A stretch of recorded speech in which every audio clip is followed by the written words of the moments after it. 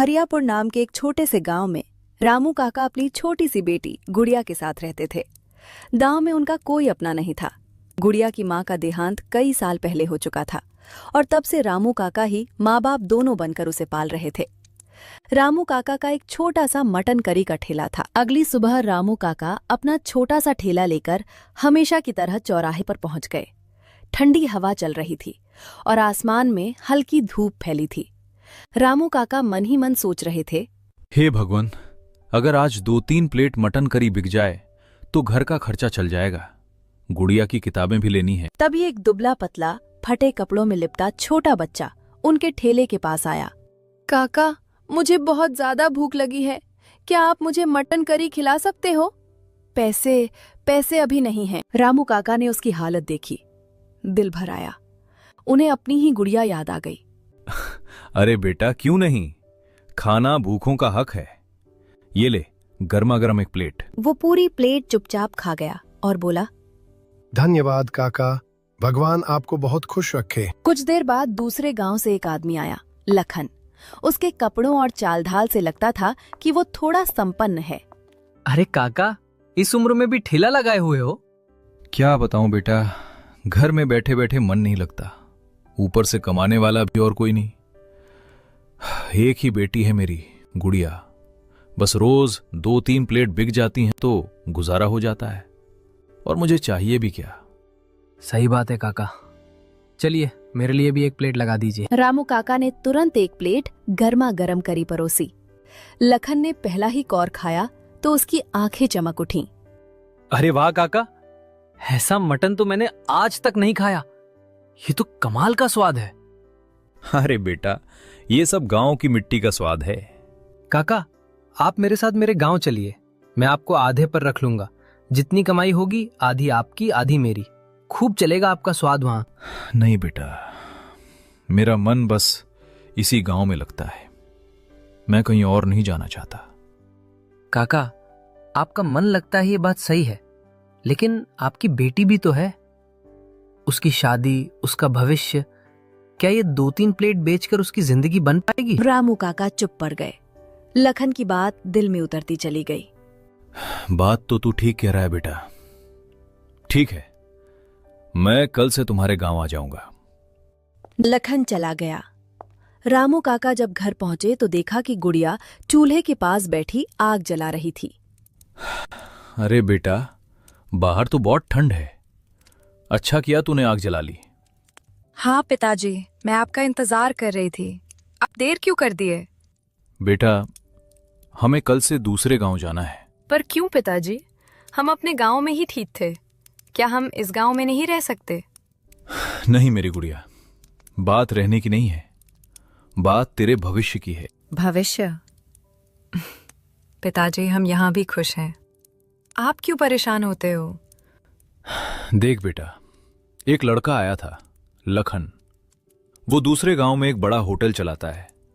उसने मुझे काम पर रख लेने का वादा किया है, अच्छी कमाई होगी। पिताजी, मुझे आपकी खुशियों से बढ़कर कुछ नहीं, जहां आप रहोगे वही मेरा घर है।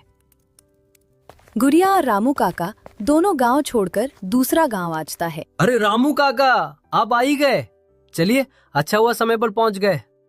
हाँ बेटा, जैसा कहा था वैसा ही सुबह सुबह निकल पड़े। बहुत बढ़िया।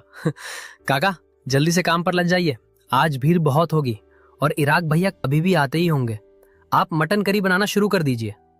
तभी लखन ने गुड़िया की ओर देखा। और बेटी, तुम जरा मेरे घर चली जाओ, जहां भी पूछोगी लखन भैया का घर सब बता देंगे, बड़े आराम से पहुंच जाओगी। वहां भाभी भी है, वे तुम्हें खाना वाना दे देंगी। पिताजी, मैं अकेली कैसे जाऊं? डर मत बेटा, लखन बेटा बुरा नहीं है, उसके घर जा, भाभी से मिलना, बहुत अच्छे रिलेटेड है। रामू काका ने जैसे ही कढ़ाई में मसाले डाले, खुशबू पूरे होटल में फैल गई। थोड़ी ही देर में पहला ग्राहक तेजी से आया। अरे लखन भैया, ये चाचा को कहां से पकड़ लाए? खुशबू तो ऐसी आ रही है जैसे कहीं दरबार में पक रहा हो।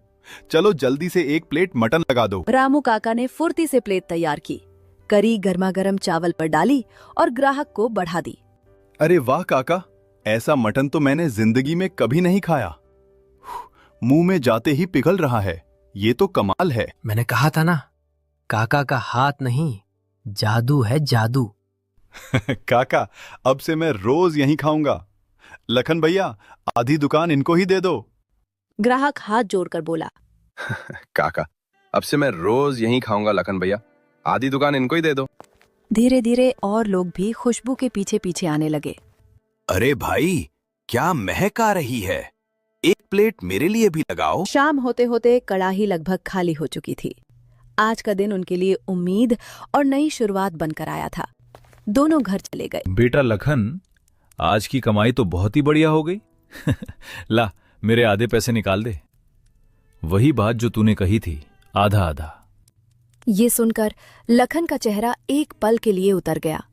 मन में सोचने लगा, अरे काका का मटन तो सच में जादू है। अगर आज ही मैंने इन्हें आधे पैसे देने में टालमटोल की तो कहीं ये नाराज होकर वापस अपने गांव ना चले जाएं। काका, मैं तो बस निकाल ही रहा था।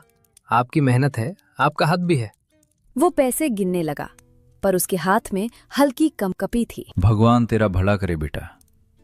आज पहली बार ऐसा लग रहा है कि मेरी गुड़िया की जिंदगी संभल जाएगी।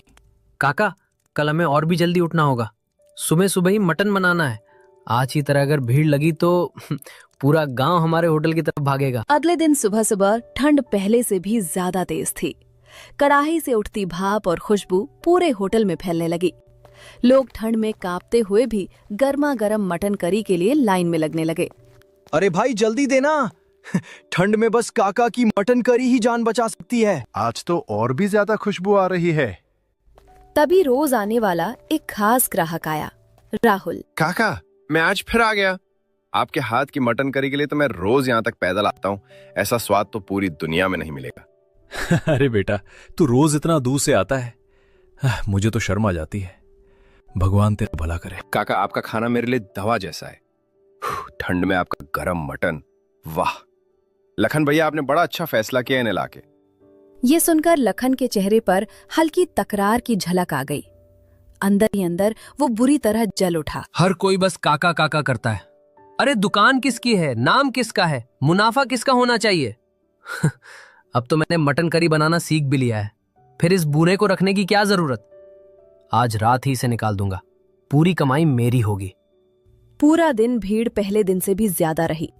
हर प्लेट की तारीफ सिर्फ एक ही नाम से शुरू और खत्म हो रही थी। दुकान बंद करके दोनों अपने अपने घर जाने लगते।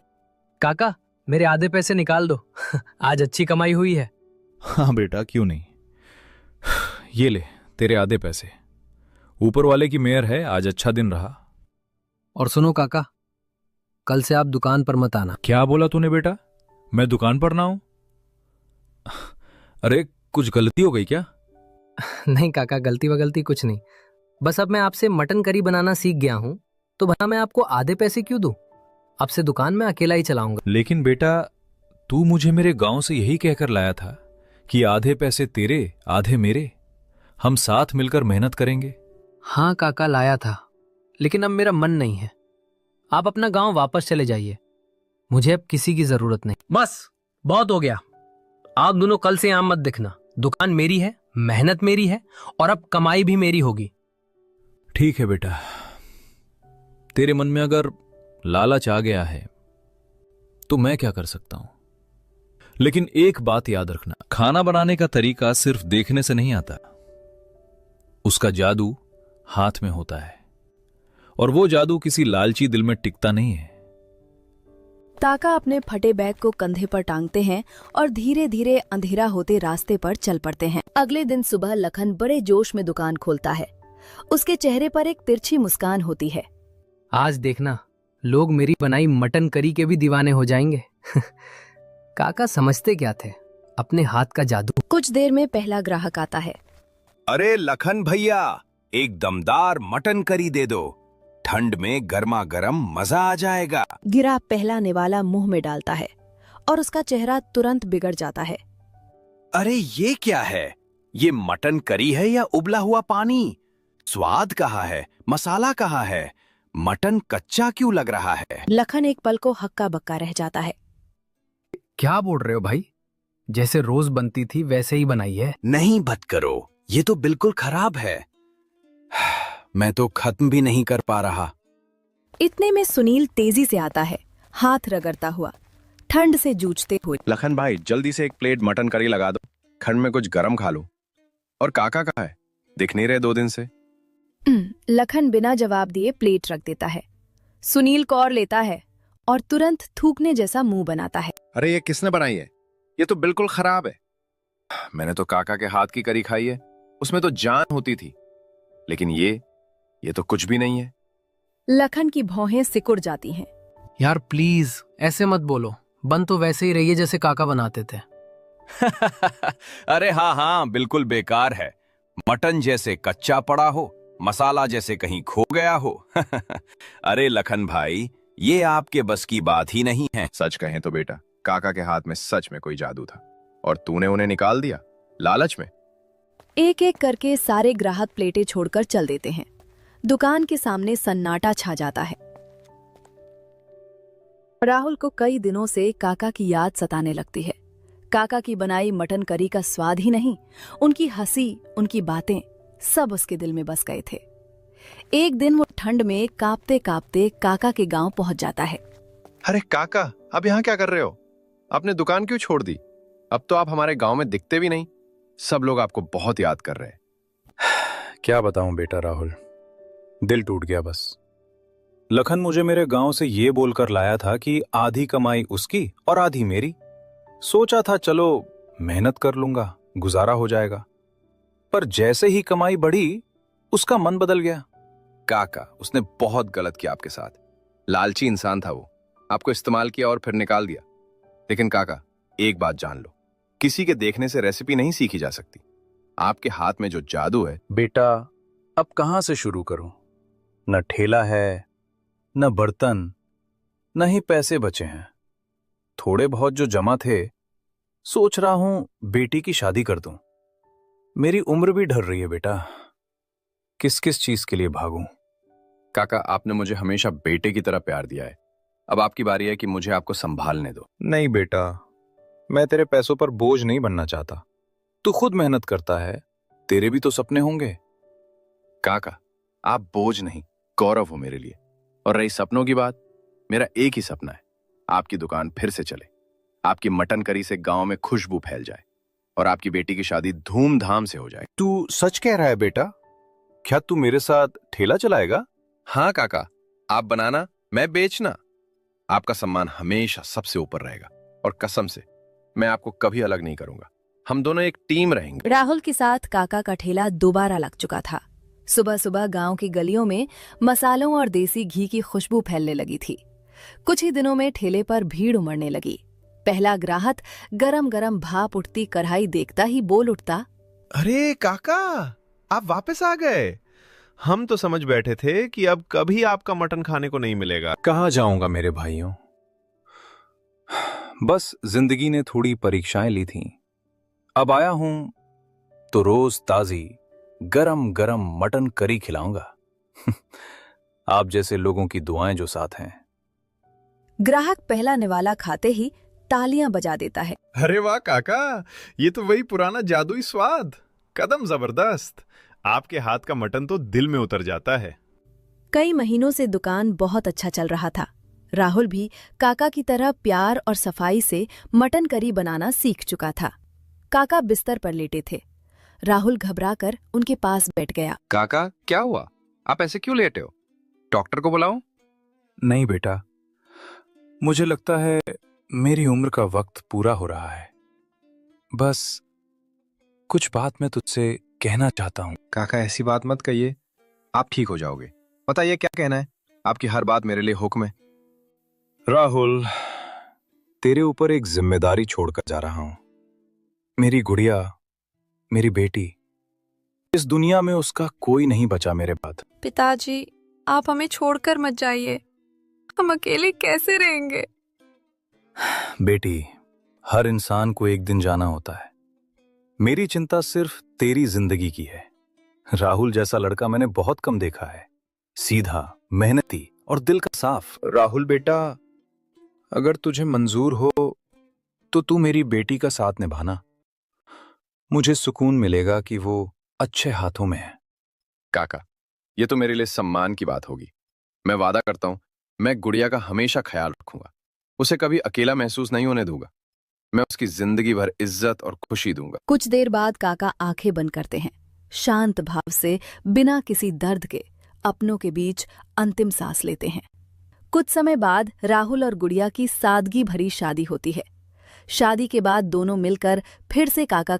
Hello guys, welcome to new vlog. तो गाइस अभी हम अपना पूरा कपड़ा पहन के, मतलब गैस एजेंसी के कपड़ा पहन के अभी जा रहे थे हम एक कंपनी में माल उतारने। जैसे कि देख सकते हैं पूरा लिखा है गैस एजेंसी का माल है। अभी माल ले जा रहे हैं कंपनी में। तो गाइस देखिए हमारा क्या हाल हो चुका है। हमारा टायर फट गया है, पंकज भाई और हमारा ड्राइवर बंसी भाई। देख सकते हैं गाइस, ये बीच ही रास्ता में हम लोग का टायर फट चुका है। अब पूरा गांठ फटैया हो जाएगा। देख सकते हैं अभी फिलहाल में हम लोग हाईवे पे है, मुंबई एक्सप्रेस हाईवे पर। और ये पंकज देखिए रॉड लेके जा रहा है। अब उठाएंगे इसको और तब ठीक करके तब जाएंगे कंपनी में माल लेकर। इसमें 40 एलओटी है गाइस, इसमें 40 एलओटी है पूरा गाइस। सिस्टम का माँ चौदा क्या भाई, चौदात लेकिन माँ का चौदह। सुबह सुबह किसका मुंह देखे थे गाइस, देख सकते हैं स्टेपनी है पूरा गाइस, इधर है देख सकते हैं गाइस। और अभी टायर फट चुका है हमारा। और ये है गाड़ी हमारा हरियाणा 38 AJ 2242। तो गाइस देख सकते हैं हमारे बंसी भाई ड्राइवर हैं, वो पंकज भाई और हम एक। पूरा सिस्टम का माइक चौदा गया भाई। जो सुबह सुबह किसका मुंह देखे तो गाइस ये हम लोग को हमको नहीं पता है। बाकी आज पूरा 2-3 घंटा समय बर्बाद हो जाएगा गाइस। देख सकते हैं, रुकिए आपको दिखाते हैं। भारत पेट्रोलियम गैस एजेंसी, अरे यहाँ लिखा है देखिए गाइस, इधर लिखा है Bharat gas petroleum agency guys. समझ सकते हैं, झूठ नहीं बोल रहे हैं। और देख सकते हैं गाइस क्या माहौल है, देख सकते हैं गाइस। लाइक कर देना है गाइस पूरा दबा के। पाला ले रहा है अभी बन जाएगा, उसके बाद फिर आपको वीडियो बनाएंगे कितने घंटा में बना और कितने के घंटा में नहीं। चलिए तो गाइस अभी देख सकते हैं गाइस, अभी बैठ के मैंने पन्ना वन्ना लगा के पूरा खोल रहे हैं हमारे पंकज भाई। देख सकते हैं गाइस पूरा गांठ फट चुका है गाइस। एक माँ के जो तो किसका मुंह देखे तो यही तो पता नहीं चल रहा है। पता होगा तो उसके गोलियां में मास कर देंगे भाई। कोई ना गाइस, अभी देख सकते हैं एकदम हाईवे पे पूरा एकदम चक्का चक्का एकदम ट्रक बोई बोई बोई बोई चल रही है गाइस। मिलते हैं गाइस। और ये देख सकते हैं बिना खैनी के काम नहीं चलेगा गाइस। खैनी वैनी बना के पूरा टाइट कर लेंगे अपना मुंड, तब रुकेंगे इधर वहीं तो चक्का उक्का खोल के पूरा कस उसके तब जाएंगे ओके प्ले माल देने। और ओके प्ले पहुंचेंगे तो आपको दिखाएंगे कि झूठ बोल रहे हैं कि सही। ओके प्ले में 40 एलओटी उतारना है। 40 एलओटी का मतलब 1 क्विंटल का 1 किलोटी होता है गाइस। और पंकज भाई के पूरा गांठ फट चुका है देख सकते हैं गाइस। क्या करें भाई, जो मजबूरी है, पैसा चाहिए तो जो करना है, जो मतलब मालिक आएगा तो कहना पड़ेगा। तो गाइस मिलते हैं वीडियो में, बने रहना पूरा वीडियो में। नए नए वीडियो में एकदम बंसी भाई देख सकते हैं क्या खोज रहे हैं हमारे। और ये मांग रहा पंकज भाई, रुक जाए दे दिए इसको। तो गाइस अभी हम लोग का टायर खुल चुका है, जो नीचे वाला है दूसरा टायर खुल चुका है।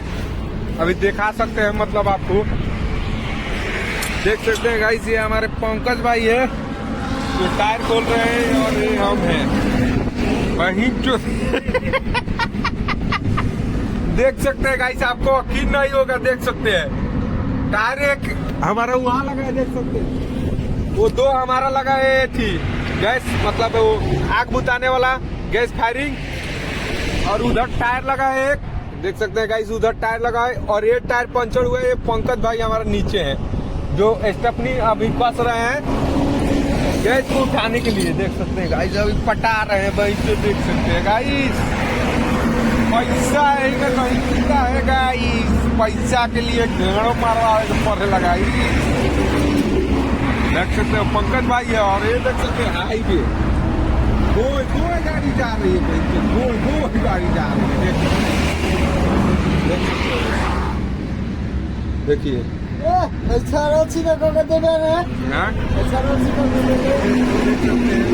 इसी चीज से खुले गए। तो गाइस अभी मिलते हैं, बस कसा जाए, आधे घंटे टाइम में कसा जाएगा। उसके बाद हम फिर अपने माल डिलीवरी करने चलते हैं। सोच करो बंसी भाव, राइट हंसी भी आ रहा है, खींच भी बोल रहा है, क्या करेगा गाइस। और मुंबई हाईवे पे अभी है गाइस, घाम भी हुआ है इसलिए। मिलते हैं फिर नेक्स्ट वीडियो में इसके पार्ट 3 में। तो फाइनली गाइस अभी हम लोग गाड़ी में बैठ चुके हैं। अभी हमारा ड्राइवर आ रहा है, बस खाना लेने गया है। और ये देख सकते हैं बहन जो डीजे में लगा है गाइस। और ये देख सकते हैं पाचे का नजारा गाइस, पाचे का नजारा हम दिखा सकते हैं आपको, देख सकते हैं गाइस। एकदम दाएं दौड़ गाड़ी चल रही है। ये मुंबई एक्सप्रेस है, यहाँ से मुंबई 150 किलोमीटर है, मतलब हरियाणा से मुंबई 150 किलोमीटर है। और देख सकते हैं हमारा ड्राइवर सर बैठ चुके हैं, पूरा गाड़ी ओके कर दिए है बना उना कर, बस अब चलने वाले हैं। और आपको दिखाते हैं ओके प्ले कैसा कंपनी है कैसा नहीं। तो फिर मिलते हैं नेक्स्ट वीडियो में, तब तक लिए जाएंगे।